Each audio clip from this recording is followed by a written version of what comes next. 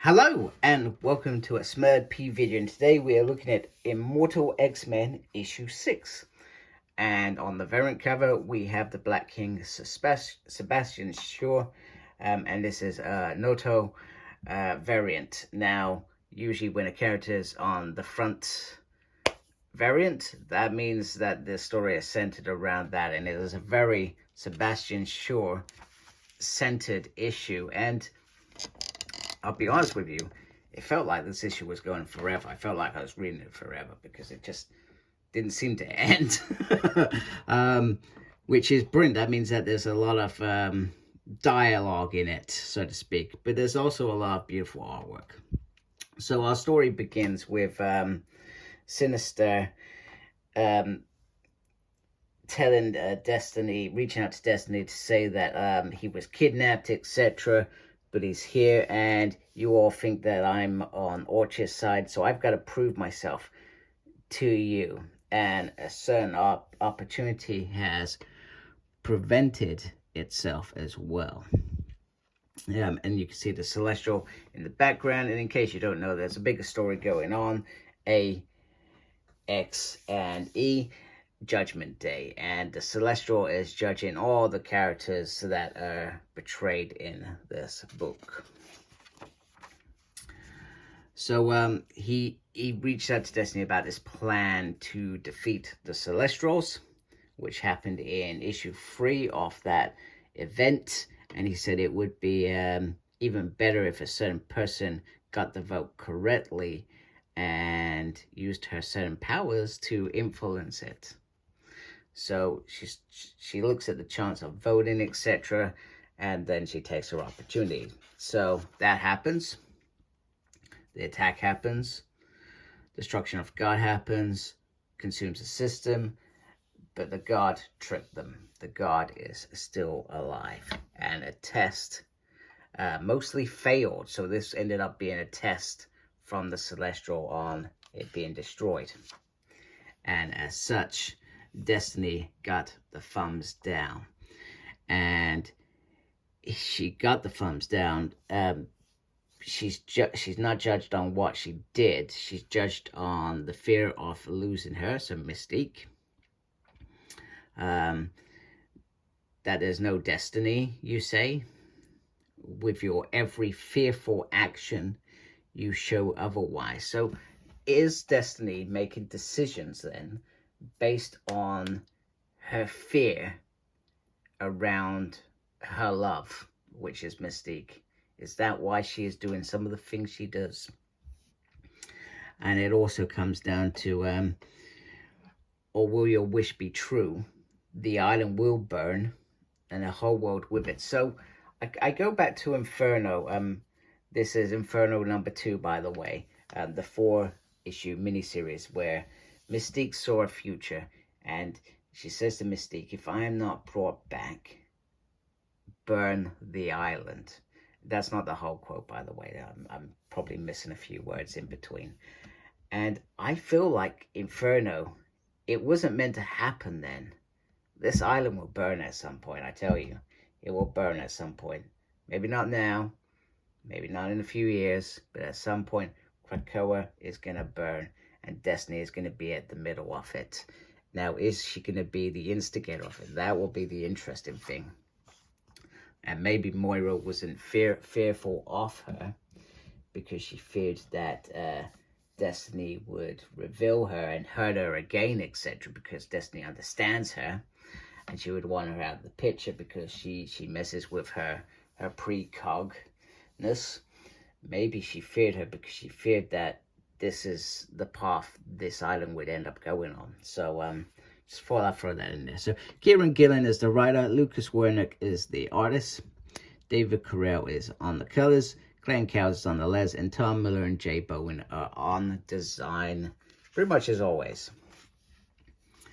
So the counts were in a bad way. It's all, and Kieron puts in a little statement to say that it's like they're in a business meeting, they've not hit their quota, and one of them is for the block.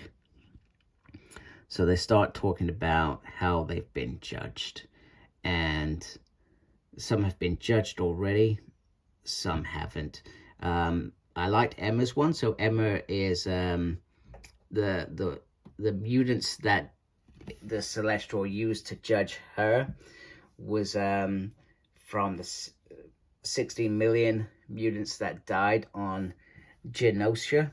So, but she felt terrible about the whole idea. Whereas Kate Pryde got a whole clear thing. Now, Xavier, while dealing with this psychic attack, does his usual God complex, which I do like, because this is how he used to be, sort of specifically in those earlier sort of 10-15 years when X-Men Claremont, and before that he had a God complex, and we saw that come back where we saw certain decisions happened in the Noughts, decisions that Xavier did in the past. Now, I do love this when they do this with Xavier, because I feel like, is Xavier the good guy or is he the bad guy? And he's sulking a bit because he wasn't involved in this decision, because he was dead at the time. He lost a body, and he just makes a statement to say that if I'm gone and my body's dead, do not make any decisions without me that will lead to bloodshed. I want to be part of those discussions, which is actually quite normal in a, I guess, a manager role, when sometimes you want to be part of decisions. Sometimes you trust your team to make decisions, but this is a council. They're all there to make decisions. There isn't one leader off this island. That's the whole point of the council. So, which is good. Kurt and Bennett find it difficult to believe that they're being judged by a god, because their faiths sit slightly different. Storm says, well, she's not sure if she's been judged. It could happen without her even knowing. And I'm trying to think what else happens in this panel. It's like I said, it was a long book. Anyway, we move on to Shore. Let's move on to Shore, because I don't know what happened there. I can't remember. So we get this clip from the past when Shore goes to see his daddy, and I'll be honest with you. It makes me feel sad. I've probably been this person at times when I've been working, but I don't think I've never been as cruel like this. I've just said, give me 10 minutes and I'll spend some time with you. Because when we come home in the evenings, that's your kids' time, etc. So, and we've probably all perhaps been guilty of this, or we've been guilty of tidying up, or we've had stuff to do, and sometimes these things affect our children. However, this is a bit more sinister in terms of the father says, when I'm at this desk, you do not come in unless you have something to offer me. So, which is straight up rejection, because you can imagine Shore's father is at this desk probably a hell of a lot, etc. So, but it does ring true in the real world. We've probably all done it, and then felt terribly guilty afterwards. And then, you just hope that the good stuff you do with your children is good enough for them. Hell, I've got my daughter's almost grown up, and, well, she's turned out all right, so I must have done a good job there. And they're all happy, which is the most important thing. Anyway, Shore comes back later on to his father's grade, and he says, 1 million, my first, as requested. This is the offer that he says for his time, but he's dead. So that's the point in life, is make the time to spend with your children, your family, because if you don't, you could be dead, and what was it all for? Nothing. That's what. So anyway, moving on. So he then lights the thing, and he says, this to keep the hellfire burning nice and hot. And he says, there's a God listening. The first million is in the memory of my dad. And he sort of gives it to hell. So what have we got next? We have some externals wanting to work with the X-Men, and Shore says that I will do that. You may not think very much of me, but we know that I can make a good deal. They all look to Storm and Emma because they're sort of like the ones who will push back on Shaw if they disagree. However, they seem to agree. He also says that this, he'll take Leyland and Angel Boy, as he's put it. I'm presuming he's referring to Warren, to make sure that he's not doing anything devious in this meeting. Now, it all goes to, this is a bit where it comes into event and stuff's going on in the main event that you don't know about, and they just shove a couple of pages in here, which they do now. Exodus is being judged. Garriton, who is a friend from the 12th century, is being held by this creature. And as such, he has a decision to make. He can sort of swap places, etc. However, he says he loves him, but his work remains in this mutant church, which is in its cradle. So it's in its infancy, because it is. This new mutant world is very young in terms of this coming together. And, Exodus is there to, A, keep the faith of this community, and B, try and keep things together, because we've already seen little things fall apart already. Apocalypse is gone. Magneto's out of this council. He's in Arico, etc. So there are lots of little cracks, and Moira's gone to the dark side. They've got more threats, and as always, which is great. So Sebastian Shaw, who is getting ready for his meeting, steps up. He says, save his jacket, and he saves Exodus, etc. by punching Exodus until he thinks out. However, Exodus does pass the test because he said no. He passed the test. So Shaw goes to get changed because he is not turning up in the business meeting in his birthday suit, so to speak. So he puts on some new cufflinks, looks amazing, starts to head out.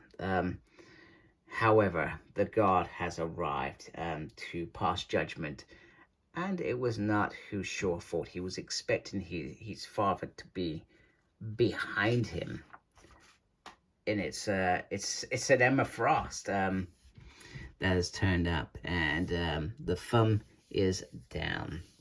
He says, "You think I respect Frost?" And then he says he does it for the children, which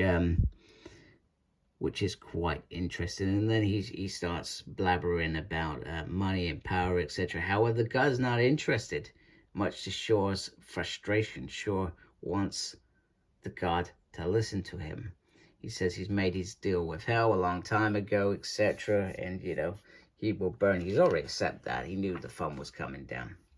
So this meeting with Eros happens, and it is a business deal, and one that Eros feels that the immortality secret, which has started this, is the thing that you should be giving up. However, Shaw says we're not going to strike a deal which leaves us like men. Whatever happens, whatever they agree to, it should be about helping the children. This, I guess, next generation he's talking about. I don't recall. I'm a little bit behind on Marauders, but I'm not sure where this children element has come from as well. Also, in terms of going back to Shaw's father, I thought Shaw's father wasn't, I know he was in the Hellfire Club, but I don't think he was as high-ranking or as perhaps Shaw is, etc. So the business meeting concludes. However, that is not the end of our tale. So Shaw, who spent a lot of time with Selene when she was the Black Queen, he is reaching out to somebody that Selene has been dealing with, etc., a different player, which is interesting. There was also a point earlier where he talks about the Sentinel program, about investing in it. He felt like it was, I think, the wrong investment, considering he is a mutant. However, he wished he had invested earlier. He would have got more points because of what the Sentinels did in those earlier days. you know, there were more deaths, and I think they were working in this games world, which was sort of in the background of X-Men, etc. And I think a couple of other titles, if I remember correctly, and they used to get points for doing certain acts, or, you know, etc. I'm not sure how that played out, to be fair. Yeah, that's interesting. I need to dig that out, that storyline. It would be cool if all those segments were put together in one here, so you can read it in the background.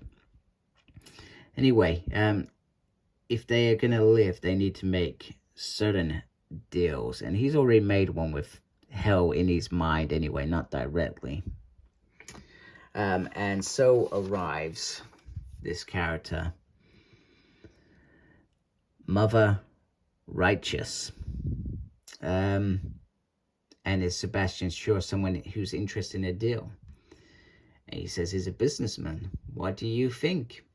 And that is how it ends. Now, I have no idea who Mother Righteous is, but I suspect this is going to be interesting. I'm suspecting that this is also sort of in the main story as well. There's stuff around this bit in there, because it sounds like a big thing. So he's doing deals with Eros, he's doing deals with Righteous. There's got to be a big play here, surely. So anyway, a really, really good character driven issue. Once again, it could have easily been consumed in that bigger event. However, Kieron has made sure that it isn't. And what a wonderful job he has done. There was a couple pages in there that flickered over, but they didn't feel like they took over, if that makes sense. And that's why I liked Immortal. It was focused around a specific character, etc. So I hope you like my channel. If you do, please subscribe to my channel. Make sure you look after yourself. Very important these days. And as always, embrace the geekiness. Take care. Goodbye.